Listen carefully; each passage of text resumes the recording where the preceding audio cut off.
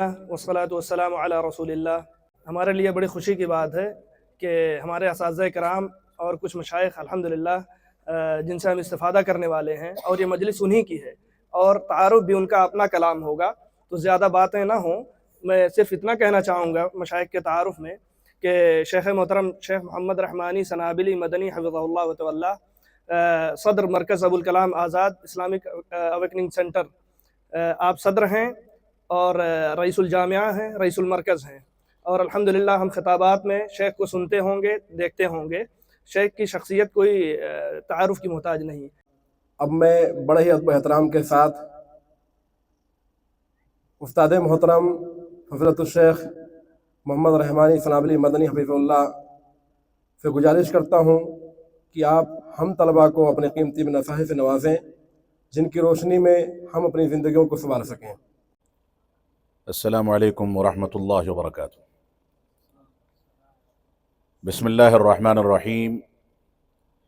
الحمد للہ رب العالمین، والصلاة والسلام علی رسولہ الکریم محمد وعلی آلہ واصحابہ اجمعین، اما بعد۔ اعوذ باللہ من الشیطان الرجیم، بسم اللہ الرحمن الرحیم، ان ھذا القرآن یہدی للتی ہی اقوم۔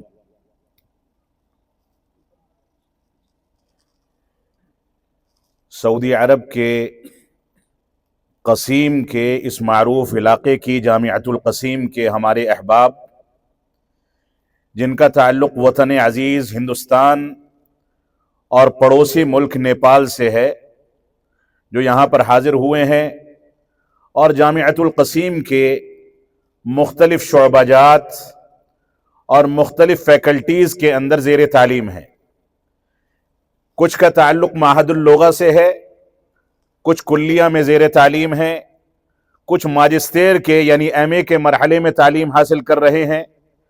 اور کچھ لوگوں کو اللہ رب العالمین کے فضل و کرم سے ڈاکٹریٹ یعنی پی ایچ ڈی کی تعلیم کا موقع یہاں ملا ہوا ہے۔ اس پر ہم اللہ رب العالمین کے شکر گزار بنیں، اللہ رب العالمین کی اس نعمت پر اس کی شکر گزاری کا حق ادا کریں، یہ ہر طالب علم کی ذمہ داری ہے۔ آپ اپنے ملک سے منتخب ہو کر کے اس ملک کی اس عظیم یونیورسٹی کے لیے منتخب ہوئے ہیں، یہ آپ پر رب کائنات کا احسان عظیم ہے۔ اس احسان عظیم سے بہت سارے طلباء خواہشات اور کوششوں کے باوجود محروم رہتے ہیں۔ آپ کو اللہ رب العالمین نے یہ جو موقع دیا ہے، اس موقع پر آپ کو اللہ رب العالمین کے اس انتخاب کے نتیجے میں اس کا شکر گزار ہونا چاہیے۔ بہت سارے طلباء کی خواہشات اور ان کی کوششیں عام طور سے جب ناکام ہو جاتی ہیں اور ہم کو اللہ رب العالمین موقع دیتا ہے، تو ہماری ذمہ داری بھی دوسرے طلباء اور دوسرے فارغین کے مد مقابل زیادہ ہوتی ہیں۔ ہم سے ہماری قومیں زیادہ امیدیں رکھتی ہیں، ہمارے ملک کے افراد، ہمارے احباب، ہمارے خاندان کے لوگ، ہمارے دوست و احباب، اور بالخصوص جن جامعات سے ہم زیر تعلیم ہو کر کے اس مرحلے تک پہنچے ہیں، ان جامعات کے ذمہ داران کی کچھ توقعات ہوتی ہیں۔ یہاں پر یہ بہت پیارا سنگم ہے کہ ہندوستان اور نیپال کے مختلف تعلیمی اداروں اور مدارس اسلامیہ میں ہم نے تعلیم حاصل کی، اور اس کے بعد اللہ رب العالمین نے اس عالمی یونیورسٹی کے اندر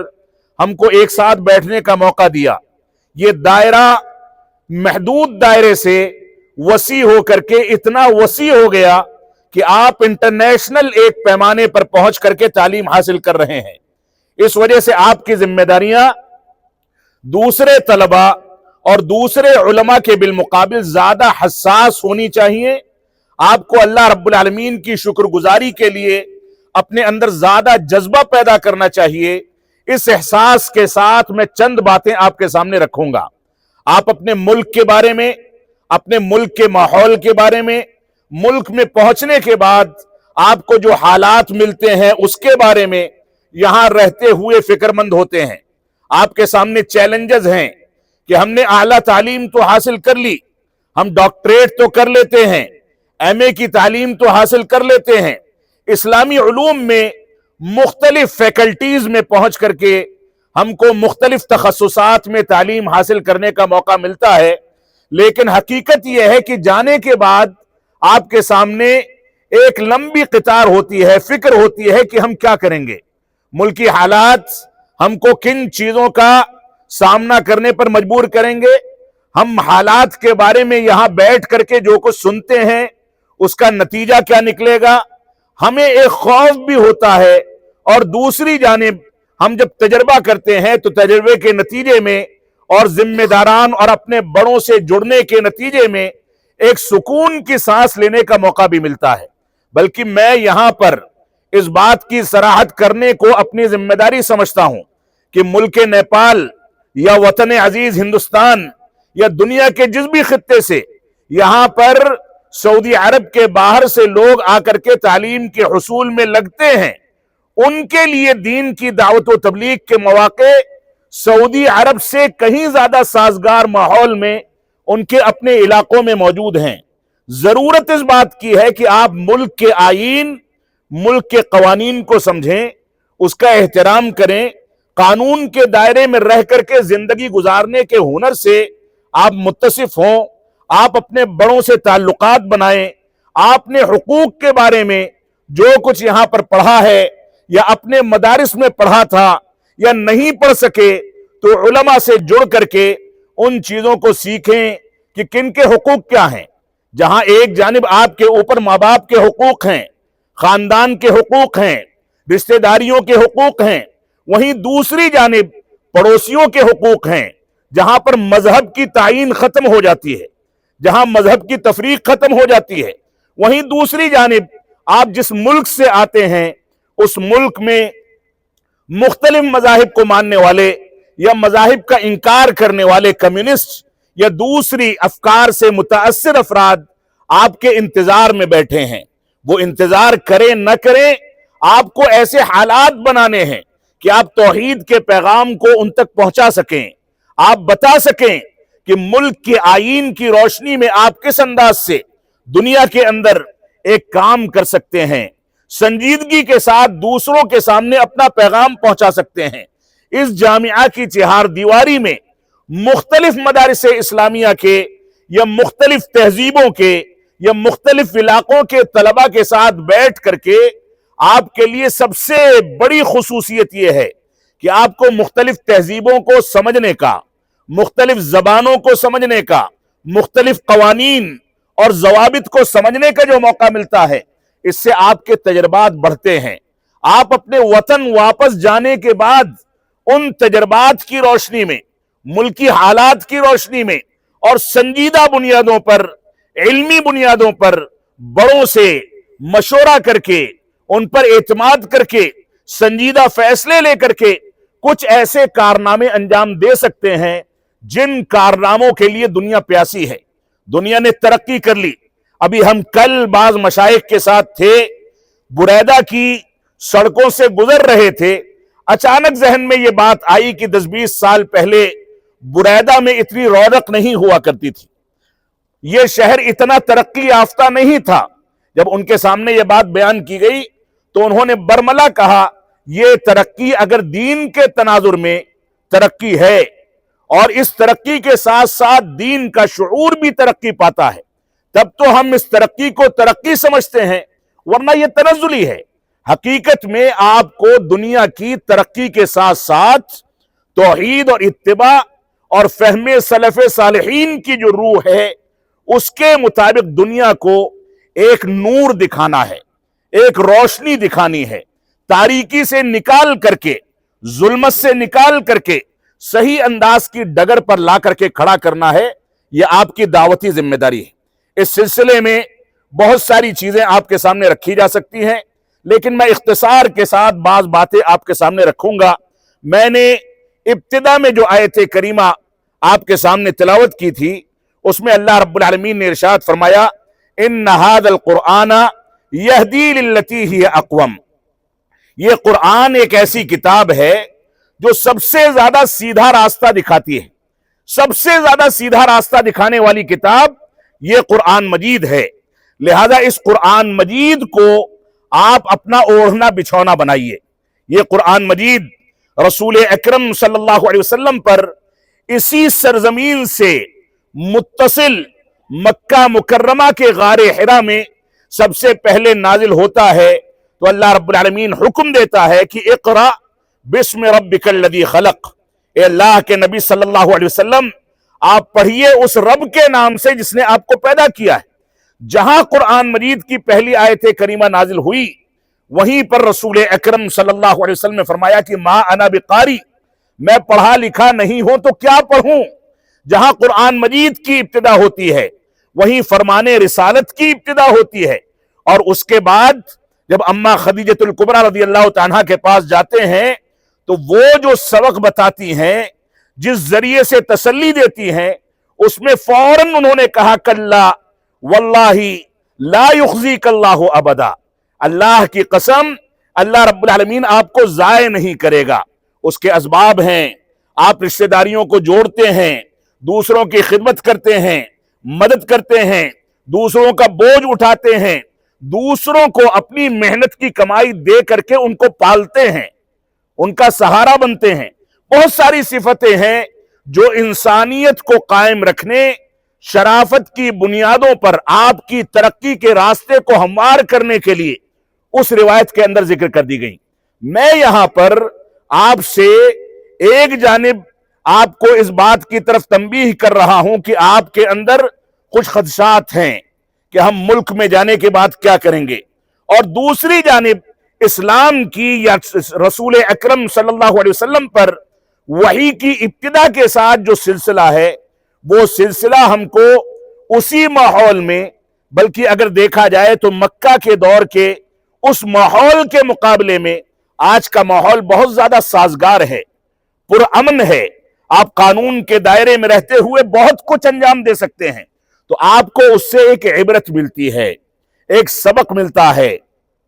ایک تربیت ملتی ہے۔ اس کے اندر بہت سارے ایسے ہنر سکھا دیے گئے کہ ان صفات کو اپنانے کے بعد آپ کا پڑوسی چاہے اسلام دشمن کیوں نہ ہو، اسلام مخالف کیوں نہ ہو، دوسرے مذاہب کو ماننے والا کیوں نہ ہو، آپ کا رشتہ دار، آپ کے گاؤں میں رہنے والا، آپ کے آس پاس زندگی گزارنے والا، یہ جن سے جانے کے بعد آپ کا سامنا ہوگا، ان کے حالات کیسے بھی ہوں، آپ کی بنیادی ذمہ داری یہ ہے کہ ان تعلیمات کو سامنے رکھ کر کے اس کے مطابق اگر آپ تعامل کرتے ہیں تو آپ کے لیے حالات سازگار ہوں گے۔ یہ کہہ دینا بہت آسان ہے کہ ہم ایسا کیسے کر پائیں گے جبکہ حالات ایسے ہیں۔ آپ نے حالات کا سامنا کرنے کا اگر ہنر سیکھا ہوگا،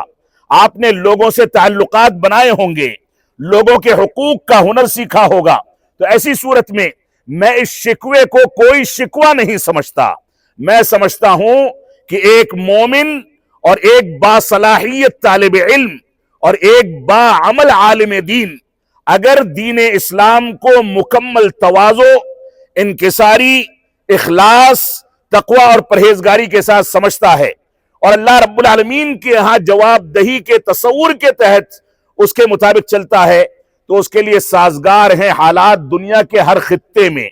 ہر جگہ پر۔ لہٰذا یہ خدشات اپنے دماغ سے نکالیں، رب کائنات پر اعتماد کریں، بھروسہ کریں، توکل کریں، اخلاص اور تقوی پیدا کریں، دین کی بنیادوں پر اپنے اندر اچھی صلاحیت پیدا کریں، صالحیت پیدا کریں اور اس بنیاد پر آگے بڑھیں۔ لہذا آپ کامیاب ہوں گے، اللہ رب العالمین کی ذات سے یہی امید ہے۔ تو میں نے جو آیت کریمہ آپ کے سامنے پڑھی، اس آیت کریمہ کے تناظر میں میں آپ کو قرآن مجید سے جوڑنا چاہتا ہوں۔ قرآن مجید ایک ایسی کتاب جو سب سے زیادہ سیدھا راستہ دکھانے والی کتاب ہے۔ اس کتاب سے آپ کی وابستگی اگر کمزور ہے، آپ اس کتاب کا حق ادا کرنے میں کسی انداز کی کاہلی یا سستی کا شکار ہیں، تو آپ کو اپنی زندگی بلکہ اپنی پیدائش پر نظر ثانی کرنی چاہیے۔ اپنی زندگی اور اس دنیا میں جو کچھ نعمتیں آپ کو ملی ہیں اس کے بارے میں آپ کو فکر مند ہونا چاہیے کہ آخرت میں آپ کیا جواب دیں گے۔ تو یہ قرآن مجید ایک ایسی کتاب ہے جس کے بارے میں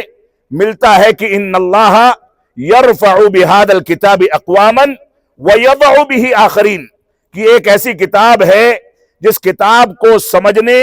اس پر عمل پیرا ہونے کے نتیجے میں رب کائنات ایک قوم کو ترقی عطا فرماتا ہے، اور دوسری قوم اس کو نظر انداز کرنے یا اس کے بارے میں غلط عقائد اور غلط مناہج اختیار کرنے کے نتیجے میں تباہی کا شکار ہو جاتی ہے۔ یہ دو دھاری تلوار ہے۔ شیخ الاسلام علامہ ابن تیمیہ رحمۃ اللہ علیہ فرماتے ہیں کہ جو لوگ جدت کا اور دین کی تجدید کا دعویٰ کرتے ہیں کہ دین کو نئے طریقے سے پیش کیا جانا چاہیے، ان کو سمجھنا چاہیے کہ یہ قرآن مجید ہمیشہ سے وہی کتاب ہے اور ہمیشہ ویسے ہی رہے گی۔ شیخ الاسلام فرماتے ہیں مجموع فتاوی میں کہ سب سے پہلی بدعت جو روئے زمین پر پیدا ہوئی تھی، یہ بدعت جو ہے بدعت الخوارج ہے، خوارج کی بدعت ہے۔ انما ہی من سوء فہمہم للقرآن، یہ بدعت ان کے قرآن مجید کے غلط فہم کے نتیجے میں پیدا ہوئی تھی۔ اور آج اگر دیکھا جائے تو خوارج کی اس بدعت کا یا سوء فہم کا جو امتداد ہے، اور دنیا کے اندر جو فتنے پائے جاتے ہیں، جن فتنوں کا ہم سامنا کر رہے ہیں، ان سارے کے سارے فتنوں کا سرا کہیں نہ کہیں جا کر کے خوارج کی اس بدعت سے مل جاتا ہے۔ قرآن مجید کو اپنی مرضی سے اپنے فہم پر پیش کرنے والے دعات، جو کہ گمراہی کی دعوت دینے والے دعات ہیں، بے شمار بھرے پڑے ہیں۔ قرآن مجید کو منہج سلف صالحین پر سمجھنے والے خال خال نظر آئیں گے۔ قرآن مجید کی آیت، تلاوت، بڑی خوبصورت آواز میں اس کو دنیا کے سامنے پیش کرنے کا ہنر، اس انداز کے قرہ بے شمار ملیں گے، لیکن یہی قرہ اگر دیکھا جائے تو نفاق کے سب سے بڑے داعی ہیں۔ قرآن مجید کے بہانے سے اپنی روٹیاں سیکنے والے افراد اور دعات بدعت کے سب سے بڑے داعی ہیں۔ لہذا قرآن مجید کو فہم سلف صالحین کے مطابق سمجھنا یہ ہماری بنیادی ذمہ داری ہے۔ تو شیخ الاسلام علامہ ابن تیمیہ رحمۃ اللہ علیہ نے واضح کر دیا کہ سب سے پہلی بدعت جو ذوالخویصرہ نے ہمارے نبی آخر الزماں جناب محمد الرسول اللہ صلی اللہ علیہ وسلم کے کلام پر تنقید کر کے، آپ کی توہین و تنقیص کر کے وہاں پر کہا تھا کہ میرے ساتھ انصاف کیجئے، تو اللہ کے نبی صلی اللہ علیہ وسلم فرمایا تھے کہ اگر میں انصاف نہیں کروں گا، ویلک، تیرے لیے تباہی ہے۔ اگر میں انصاف نہیں کروں گا تو کون انصاف کرے گا؟ تو آج کے دور میں اگر علماء کا طبقہ قرآن مجید کے ساتھ انصاف نہیں کرے گا تو کون انصاف کرے گا؟ تو خوارج کی اس بدعت کی ساری کھڑکیاں، سارے دروازے، سارے وسوسے، سارے شبہات بند کرنے کی ذمہ داری آپ کی ہے۔ آپ خوارج کے طریقے پر جن لوگوں کو سنا جاتا ہے، جن لوگوں کے فتوے لیے جاتے ہیں، جن لوگوں کی پیروی کی جاتی ہے، جن لوگوں کے پیچھے لوگ دیوانے ہیں، ٹوٹ پڑتے ہیں، میں مزید تفصیل میں نہیں جاؤں گا، اشارات آپ کے لیے کافی ہیں۔ ان لوگوں نے اس دنیا میں کون سے فتنے نہیں پھیلائے۔ کوئی یہ کہتا ہے کہ خودکش حملہ جائز ہے، سوسائیڈ بومبنگ جائز ہے، اس کے باوجود ہم میں سے بہت سارے لوگ ایسے ہیں جو ایسے لوگوں کو سننا پسند کرتے ہیں، ان کو پروموٹ کرتے ہیں، ان کا اشتہار کرتے ہیں، ان کا دفاع کرتے ہیں۔ ہماری ذمہ داری ہے کہ بحیثیت عالم کے ہم اس بات پر غور و تدبر کریں کہ اللہ رب العالمین نے انتخاب در انتخاب کر کے ہمارے گاؤں دیہات سے، چھوٹے اسکول اور مکتب سے، بڑے مدرسے تک، اور اس مدرسے کے بعد جامعۃ القصیم تک ہمارے لیے جو راہ ہموار کی ہے، یہ راہ آپ کے لیے کانٹوں بھرا تاج ہے۔ اگر آپ نے اس کا حق ادا کیا تو ایسی صورت میں آپ کامیاب ہوں گے، اور حق ادا نہیں کیا تو آخرت کی جواب دہی بہت مشکل ہونے والی ہے۔ لہذا آپ اپنی مسئولیت کو سمجھیں۔ تو قرآن مجید ایک ایسی کتاب ہے جو دو دھاری تلوار ہے۔ قرآن مجید کے بارے میں آپ اس بات کو سمجھ لیں کہ دین میں عقل کا دخل نہیں ہو سکتا۔ قرآن مجید کو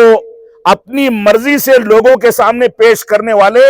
سب سے پہلے اس کی تفسیر اپنی عقل کی بنیاد پر کرتے ہیں۔ ایک واقعہ مجھ کو یاد پڑتا ہے کسی صحابی رسول کا، کہ ان کے پاس کوئی دوسرے صحابی رسول یا تابعی رسول آئے، اور کہا کہ مجھ کو وضو کا طریقہ بتا دیجئے، مجھ کو وضو کا طریقہ بتا دیجئے۔ وہ ناراض ہو گئے، کہا کہ تمہارا سوال غلط ہے، اور خاموش ہو گئے۔ سائل نے پوچھا کہ سوال اگر غلط ہے تو سوال کی اصلاح کر دیجئے۔ انہوں نے فرمایا کہ اگر میں یہ کہوں کہ وضو ایسے کیا جاتا ہے اور تم وضو کرو اس طریقے پر کہ میں نے بتایا ہے، تو وضو کا یہ طریقہ غلط ہوگا،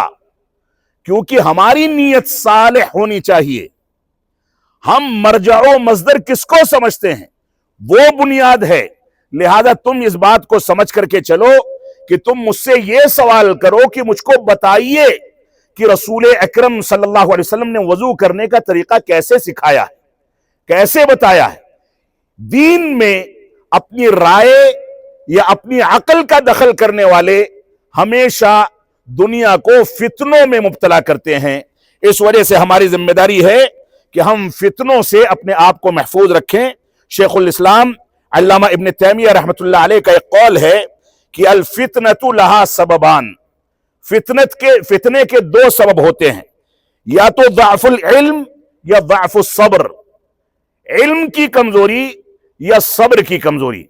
اور اگر آپ ایک ایک شخص اپنی گریبان میں جھانک کر کے اسی وقت اپنی ذات سے یہ سوال کرے کہ کیا ہمارے یہاں علم کی کمزوری اور علم کی کمزوری کے نتیجے میں صبر کی کمزوری موجود ہے کہ موجود نہیں ہے، خود ہی آپ کو جواب مل جائے گا کہ آپ کتنے زیادہ فتنوں میں مبتلا ہیں اور کس حد تک اپنے آپ کو فتنوں سے بچاتے ہیں۔ لہذا علم کی گہرائی، مطالعے کی عادت، علماء اساتذہ سے جڑ کر کے ان کو پریشان کر کے ان سے علم کے حصول کی باریکیوں کو سیکھنا، یہ ہر طالب علم کی ذمہ داری ہے۔ اور علم کے حصول میں، عبادات کے قیام میں، دنیا میں زندگی گزارنے میں جو بھی مشکلات آپ کے سامنے آتی ہیں ان پر صبر کریں۔ صبر جو ہے یہ فتنوں سے بچنے کا دوسرا بنیادی ذریعہ ہے۔ آپ دنیاوی حالات کے تناظر میں اگر اس بات کو دیکھ لیں تو میں چھوٹی چھوٹی دو مثالیں دے کر کے اپنے خطاب کو ختم کروں گا۔ ایک چیز ہے علم اور ایک چیز ہے صبر۔ میرے سامنے ایک ایسا حقیقی واقعہ ہے اب سے 4 سے 5 سال پہلے کا، اگرچہ واقعات بہت سارے ہو سکتے ہیں، لیکن ایک واقعہ میرے سامنے ہے کہ کسی مسجد کی امام کے خلاف اس کی کسی حرکت کے نتیجے میں مسجد کی انتظامیہ نے کارروائی کی۔ یہ دلی کے پاس کا ایک واقعہ ہے۔ نتیجہ کیا ہوا؟ نتیجہ یہ ہوا کہ وہ امام اپنے دامن کو داغداری سے بچانے کے لیے پولیس چوکی اور دوسرے واقعات کو گڑھ کر کے اس واقعے کے پیچھے بتا کر کے وہاں سے بھاگ کھڑا ہوا۔ اس نے کہا پولیس والوں نے مجھ کو 2 دن تک تھانے میں بند کر کے رکھا، مارا پیٹا، ایسا ہوا ویسا ہوا، جبکہ اس کے پیچھے حقیقت یہ تھی کہ وہ اپنا عیب چھپانا چاہتا تھا۔ انتظامیہ کو بدظن کیا، انتظامیہ پر اتہامات آئے، اور آج تک بہت سارے افراد جن لوگوں نے اس وقت فوراً اس واقعے کی بنیاد پر فیس بک اور سوشل میڈیا پر